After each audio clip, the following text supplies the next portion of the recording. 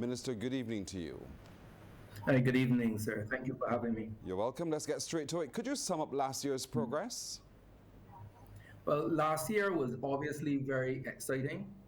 Whereas we would always want to aim for perfection, we did achieve the target, which was progress.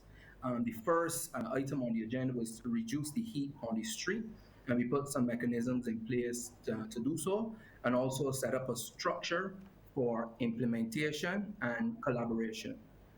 With that said, I have to thank all the partners that we've worked with. A lot of the times people see me as a spokesperson, so a lot of them come to me. But the fact is, there are many, many people working with us directly and indirectly. So 2023 has really been a year of progress. And as we move towards 2024 now, and are we in 2024, what we're working about is making sure that that foundation, that structure that we've built is sustainable. One swallow doesn't a summer make. So we are putting things in place to ensure that the gains and the progress can be sustainable. Could you give us a sense of what then is in that plan to sustain the progress you're seeing? Excellent. So I can speak to many, many programs, but I will speak to the ones that are at such an advanced stage that I can taste them and then I can tell the public. On the 27th of this month is at such an example where we'll be launching off our part of our parenting series, not the full series, but part of our parenting series. When you look at most social ills, one of the things you will realize when you try and trace back causation or a correlation, you will realize that parenting is a very, very, very big part of making sure that we can get into that intervention and prevention. Another thing that we're going to be focusing on a lot now will be also on the rehabilitation and reintegration. And what that means is that when you look at Barbados recidivism rate, the last few years we've been talking about it being 70%. Basically, what it meant was that every 10 inmates that came out, 7 were going back in. Obviously, that is a cadre of people we have to work with.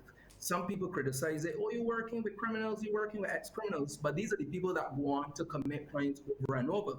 So this tertiary risk level target is a target that we have to work with to prevent them from getting involved in crime. So we are strengthening our program with the Ministry of Home Affairs, thanks to the Minister Abrams, and also the Superintendent Acting Payne. We're working with the prison to make sure we strengthen our partnerships with the rehabilitation programs while they're in, and the reintegration programs when they are released. And I'm glad you went there because part of the partnership involves those to whom they return. What are you planning to do to engage the wider community so that there is a level of acceptance of those who do recidivate and come back from crime? Excellent question, and I think you are helping me by asking that question because the public will now say this is not just Corey. Even Pearson acknowledges that family has to be a part of it, and I have to salute all the NGOs again. I don't want to name some and leave out some, but we have family inmate programs. So we have back to school programs, Christmas programs, where the family go and they have lunch and they provide school things for those who have incarcerated and feel left out because their parents are not there. So to maintain the partnership in family while they're incarcerated, because one day, unless they die in there or they're sentenced to life, they have to come out. So we are actually starting the family reintegration program before and while they're in there to make that smooth exit. Because there are a lot of things we take for granted, especially those that have a long time. Their readjustment when they come out, their inability to get housing, police certificate of character, jobs. Some of them, when they went in there, we have Walkmans, can't even adjust to the technology. Farthest more get a job in technology.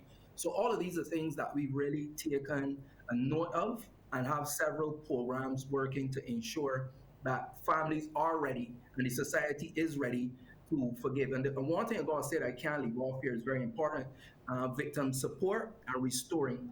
So a lot of people complain that, man, you only look after the criminals, but what about the victims?